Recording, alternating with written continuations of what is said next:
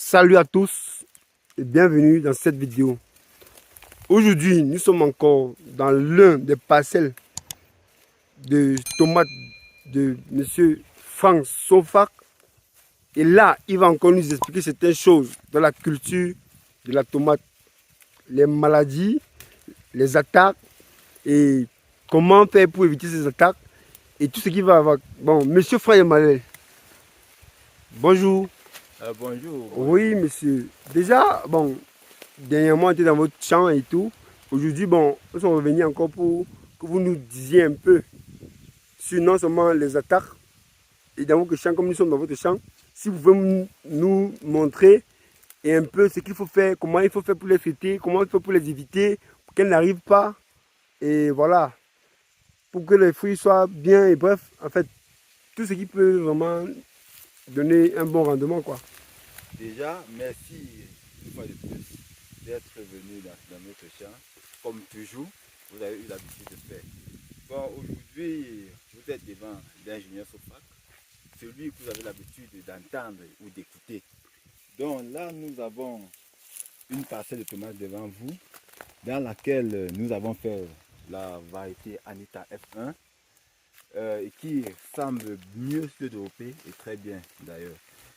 Bon, déjà, je vais vous montrer certaines maladies, les maladies les plus vues dans la parcelle de tomates. Oui, évidemment, Déjà, parce oui. vous voyez, là, nous avons des attaques de mildiou, mais grâce à un bon traitement, ça a été séché. Ouais. Vous voyez, là, c'est le mildiou qui est causé par Phytophthora infestans, qui est le pathogène de cette maladie.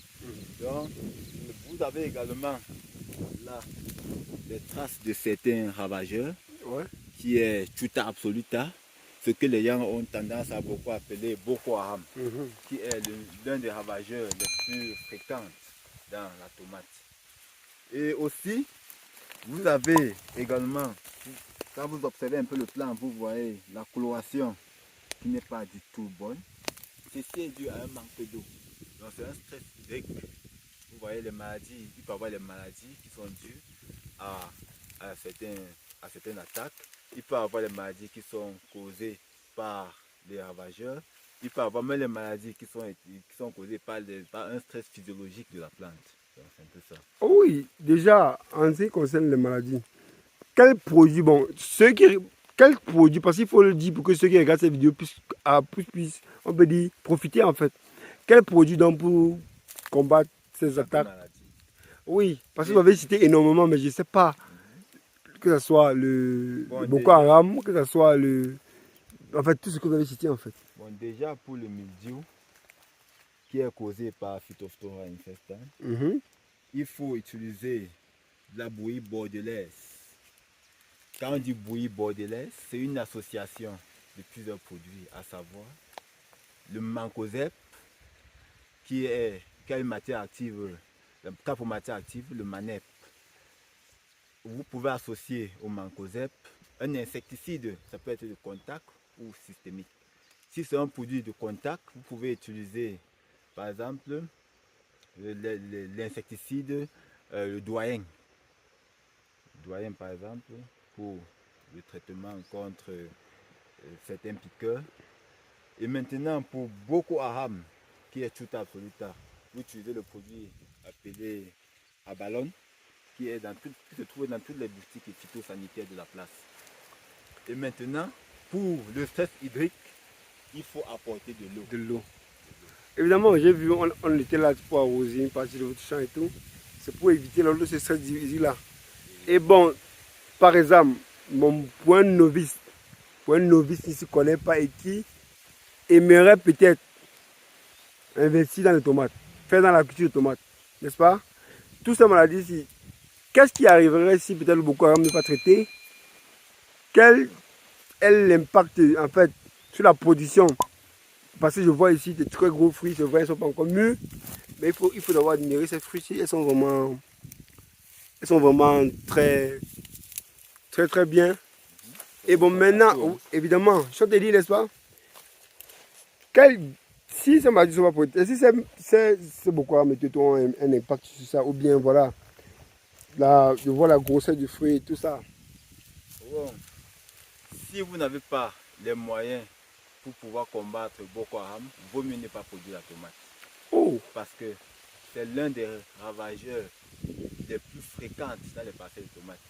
Parce qu'en dehors d'attaquer les feuilles, elles peuvent attaquer le fruit en créant des perforations, pondant des œufs qui vont introduire des chenilles à l'intérieur des fruits. Wow. Donc, pour faire une production de tomates, il faut d'abord avoir les moyens de pouvoir lutter contre ces différents ravageurs. Bon, pour le moment, nous ne pouvons pas voir les maladies fongiques parce que nous sommes déjà entrés dans la saison sèche. Vous savez, les maladies fongiques aiment l'humidité. Et actuellement, pour que le champ soit humide, il faut apporter de l'eau. Donc c'est un peu ça. Donc actuellement, on a plus d'insectes sur la parcelle que de maladies fongiques. Ok. Ça. Bon, monsieur Franck Emmanuel, s'il faut rester vous entendre parler, on fera des jours. On sent quelqu'un qui est passionné par ce qu'il fait et il aime ce qu'il fait en fait. Et j'aimerais bien vous passer constamment sur notre chaîne pour partager avec les abonnés vos connaissances en fait. Parce que je vois vous en êtes tellement à donner et tout et tout.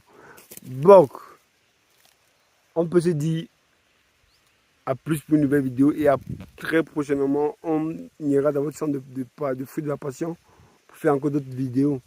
Et au niveau de la rentabilité, comme on avait dit, on n'a pas encore de rentabilité parce que on parle de rentabilité parce que c'est l'argent en fait, l'argent qu'on gagne qui fait que beaucoup de gens se lancent dans l'entrepreneuriat. S'il n'y a pas l'argent qu'on gagne à la limite, très peu entreprendraient. Bon, merci pour cette vidéo, monsieur Franck Emmanuel Sonfac. Et à plus pour une nouvelle vidéo.